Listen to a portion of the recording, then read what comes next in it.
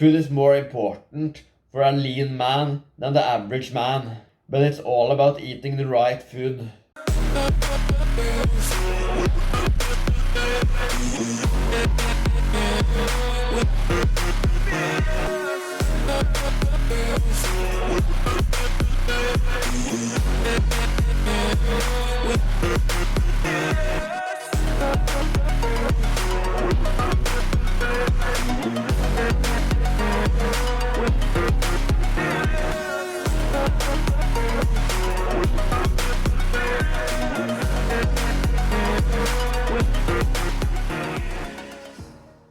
Hello everybody, welcome to my channel, welcome FitFam.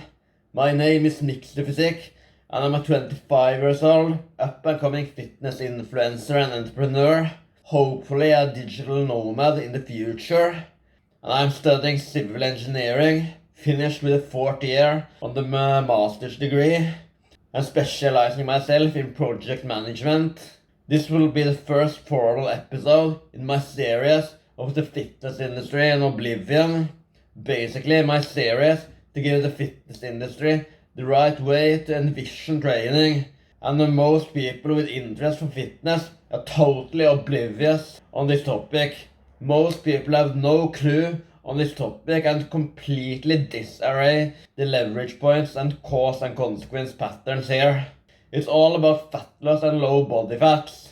In this video, I'm going to expose the definite truth about body composition, health and lifestyle. This is real information you will get nowhere else in the fitness industry. A way you can get to understand what happens to your body when you are in a calorie deficit and when your body actually is healthy and not. So many people don't understand how this works in practice, what actually is unhealthy, and what is actually fully healthy. There is so much confusion and mess around this.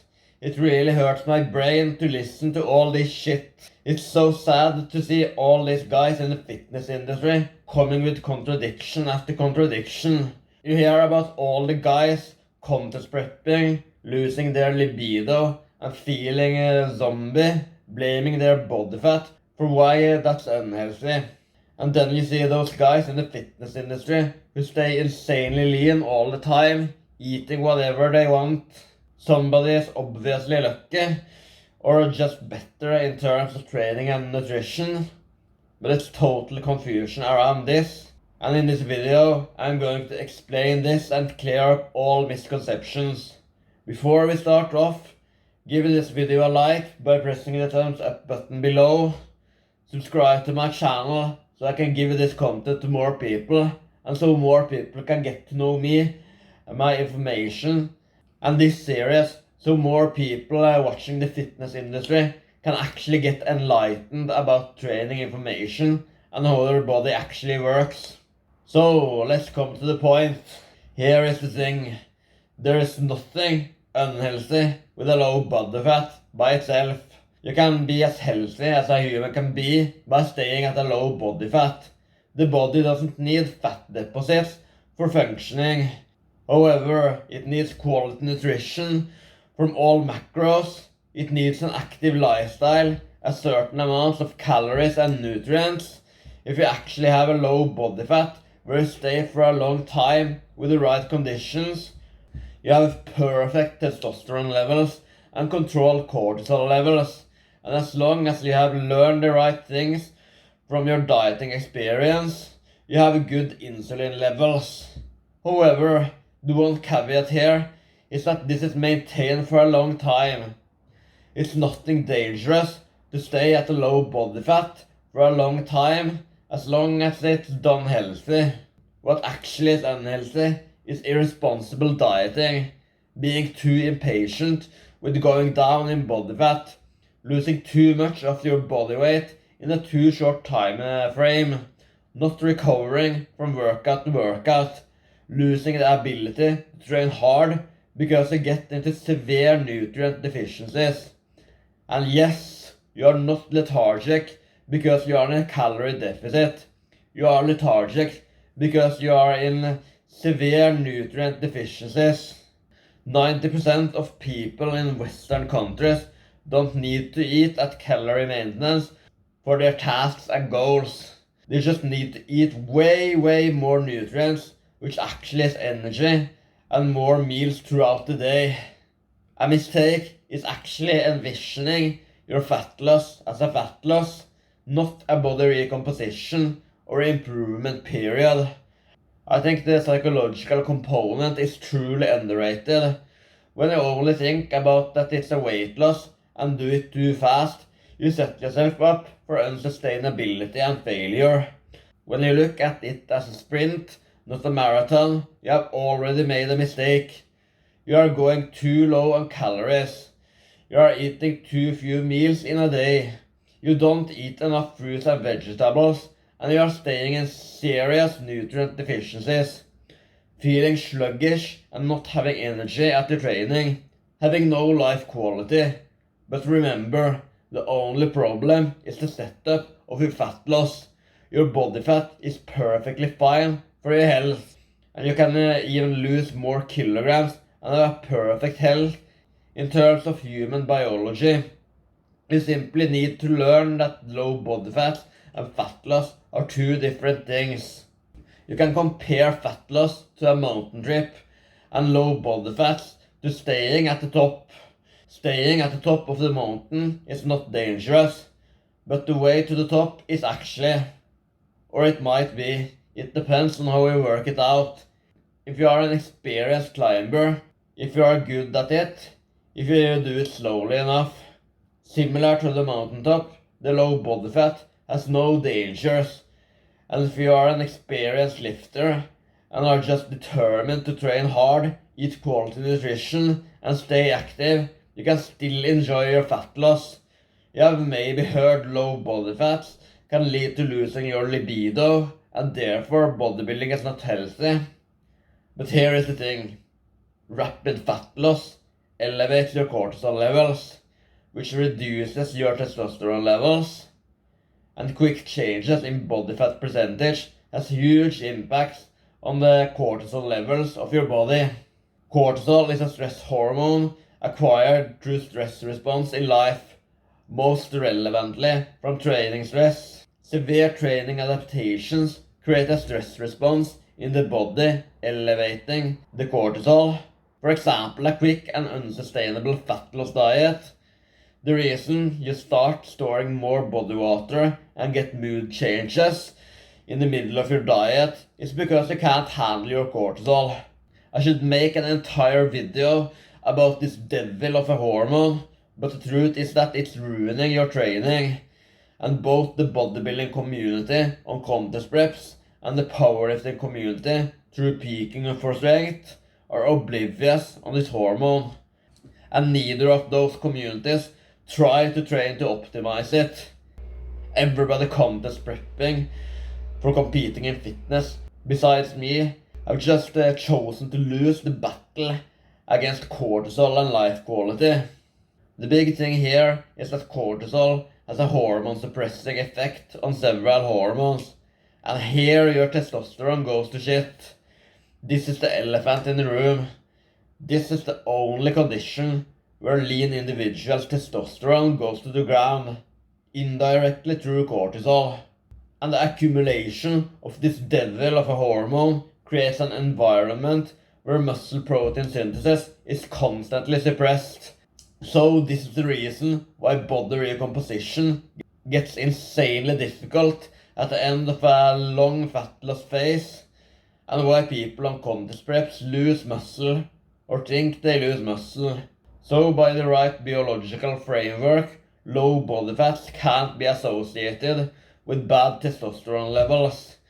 They cannot even be associated with bad cortisol levels by themselves, but a rapid and long fat loss can absolutely be associated with both.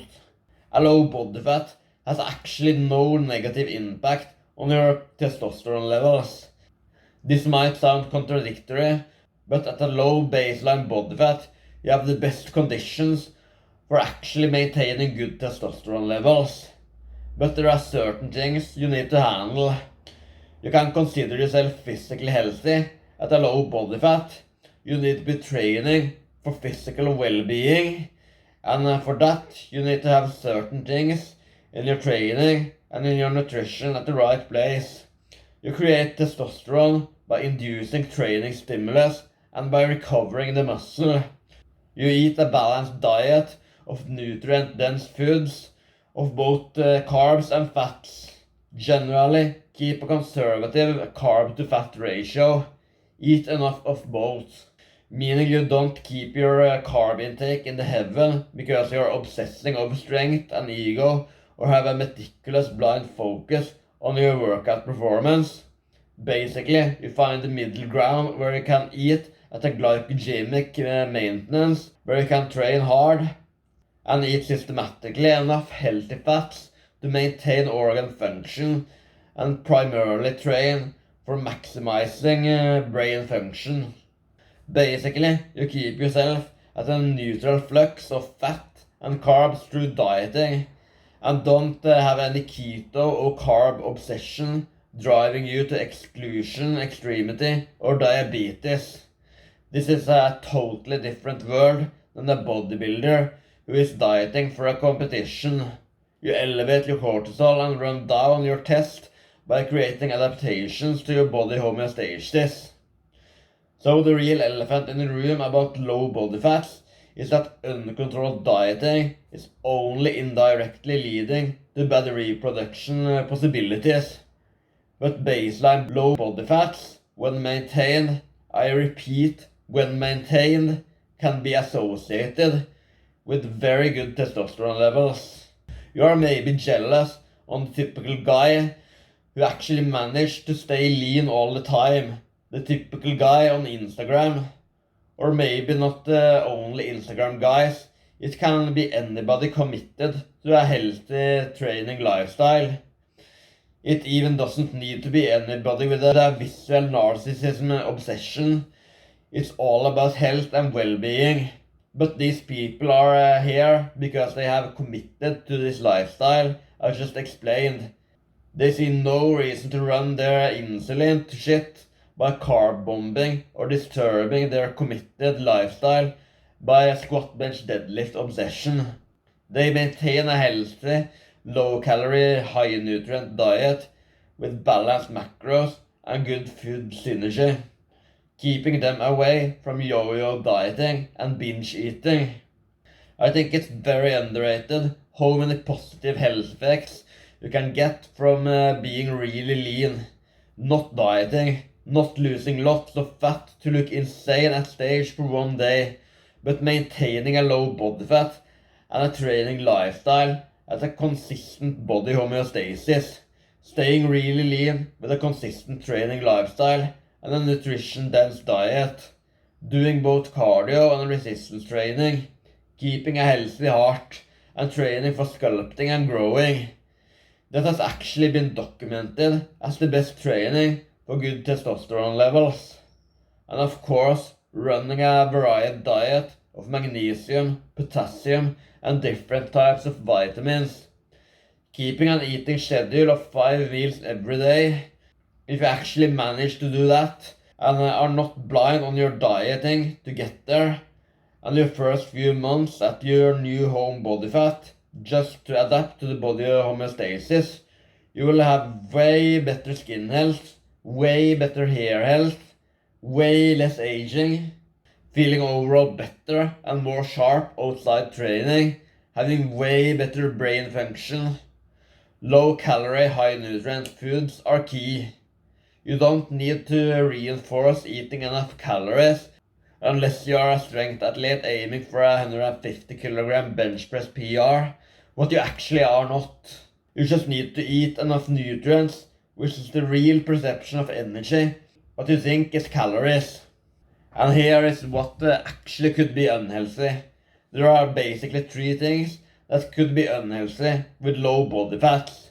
It's the speed of the fat loss, it's staying at low calorie amounts and poverty macros, and it's creating moronic psychological perceptions of food and eating disorders. You can also shoot yourself in the head by dieting on very high carbs, staying at high insulin levels your entire fat loss. It's also often a problem in the off-season. Eating at a positive glycogenic flux and a negative fat metabolism flux elevates hunger, even though your bench press is flying through the roof. The second unhealthy moment from a low body fat is if you need to be at very low calories or at poverty macros to get there or stay there.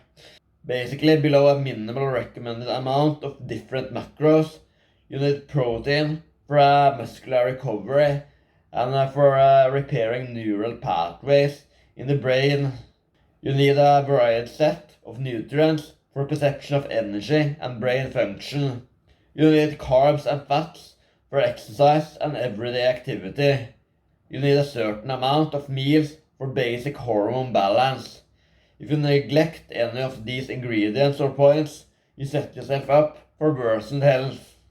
Your psychological perception of food can be unhealthy. If you develop an aversion to eating food, it is unhealthy. Food is more important for a lean man than the average man, but it's all about eating the right food. Many people with anorexia have low body fats, but what is actually unhealthy here is low calorie intakes, low activity levels, and of course the perception of food and the perception of own body and being. You can also develop mild versions of anorexia or eating disorders with emphasizing restrictions rather than possibilities. To give a comparison, you can also have a garbage cortisol, testosterone, and insulin levels on a strength phase. Your cortisol goes through the roof because your body can't recover from the adaptations you are trying to create on it. And in the same way, you can run the central nervous system to the shit by heavy squat bench deadlift. You don't recover from your small load training. You are not ready for that program. You should better improve your strength base so you can squat 30 kilograms more in a year. Your insulin goes to shit because you are eating 600 grams of carbs and you stay at 20% body fat when you don't need to eat more than 400 grams, staying at 30% body fat. By that, your testosterone is detrimental, and you need to change your training, your fatigue management, and your baseline diet to improve it. All conditions where you are creating training stress to the body it can't adapt to, your cortisol goes to shit. You can do freaking much volume on a hypertrophy program. You can do 20 sets and 6 exercises on your biceps on a workout when you maybe only need the half of it. You can be in the gym for 7 days a week when you maybe only need 5 and could relax with some basketball and watch fitness YouTube for learning better training technique on your rest days. You can go from doing no cardio to pushing yourself to oblivion by doing a half marathon. You maybe think you can become a beast and super fit in a short time frame from no training by suddenly going to the gym 5 times a week. But you won't, because you set yourself too high goals and lack patience and consistency. It's not only contest prepping athletes and oblivious strength athletes driving their testosterone to the shit by fatigue and cortisol, but it's most often those two groups. And that's it for today. Low body fats by themselves might be the most healthy the human can ever be at by biological terms, and you will likely improve your life quality by getting to a lower body fat and eating more nutrients. You only think you need to stay at 17% body fat because you envision your fat loss as a shortcut and think you need to eat 2000 calories when you can eat 2007, but just be more involuntarily active. Get out of your oblivion mode and pay the right attention to learn how your body physiology system actually works, and then you can do the hard work. And if you like this video, give it a like by pressing the thumbs up button below. Comment down below, use the comment section. What is your body fat? What do you do differently when you are dieting? Do you feel lethargic when you are dieting? Are you trying to change your dieting approach after watching this video? Subscribe to my channel so you can keep up with more stuff. And of course, so you can stay tuned with my Men's Physique show, which is going to be on 11 September. It's quite precisely 1 month to it now. And let's bring my channel to 1,000 subs and 4,000 hours of watch time. And so I can get to live from actually doing this shit. And of course, so more people can enjoy my content. Thank you for watching, and see you in the next video.